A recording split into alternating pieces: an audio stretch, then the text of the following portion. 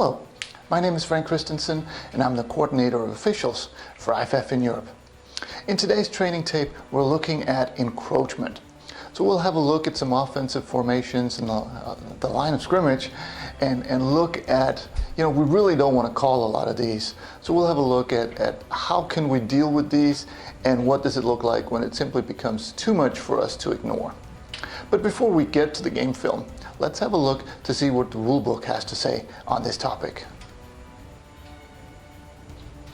In the rulebook, we start with the definition in 218. Encroachment. After the ball is ready for play, encroachment occurs when an offensive player is in or beyond the neutral zone after the snapper touches or simulates, and that means hands at or below his knees, touching the ball before the snap. The exception is when the ball is put in play, the snapper is not encroaching when he is in the neutral zone. And we finish off in 713 that also deals with encroachment. Once the snapper is established, no other Team A player may be in or beyond the neutral zone. And there are two exceptions. One, substitutes and departing players, and two, offensive players in a scrimmage kick formation who break the neutral zone with their hands to point at opponents. And that was the book. Now let's have a look at some game film.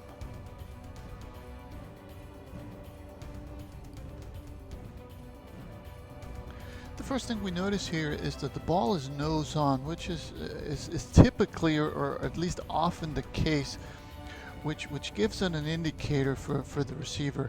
So when he lines up like this, as the near receiver does, with his foot nose on, or maybe even the toes in the white, that is encroachment.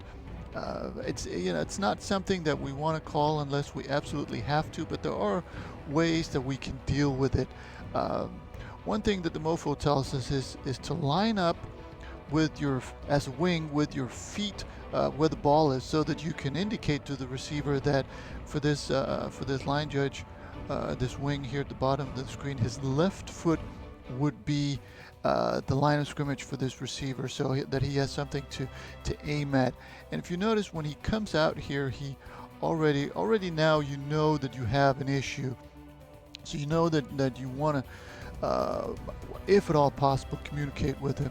And right there is when you have to be ready to signal to him to move back a foot or two, so that he knows that he's lining up correctly. Because right now you're setting yourself up as wing for a difficult situation, because you're still being asked to rule on that false start by the guard or the tackle, who you now cannot see because the receiver is in the way. So again, it's not something that we want to call, but it is something that we need to deal with to avoid bigger problems down the road.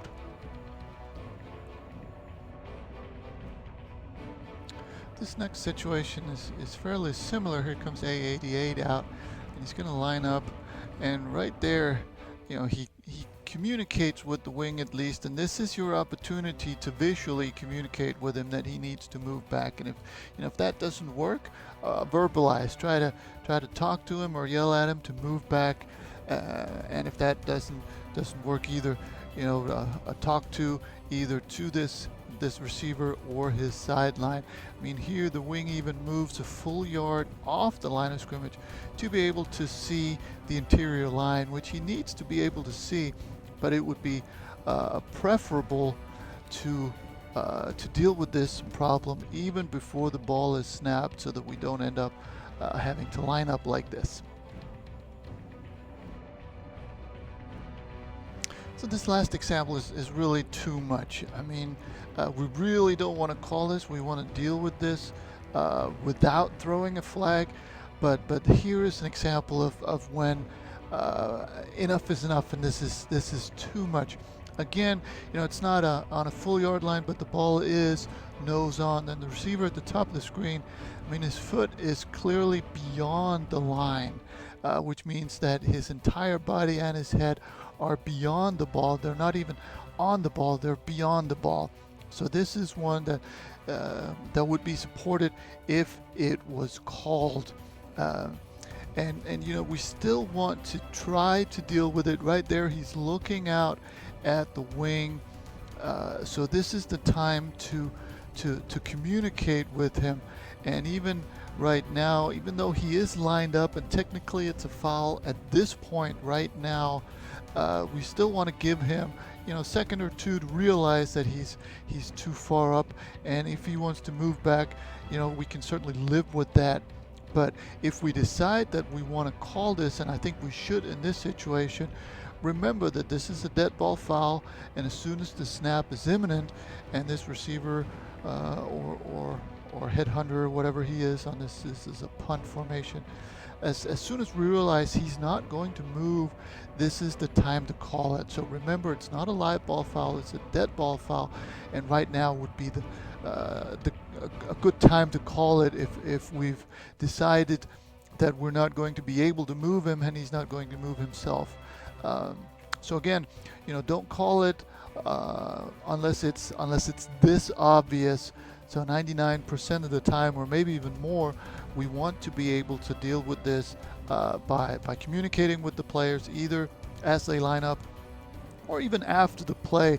You know, let it go and then communicate with them, either with the player or the coaches. And that was the training tape on encroachment. I hope these examples made sense and that you found something you can use on the field.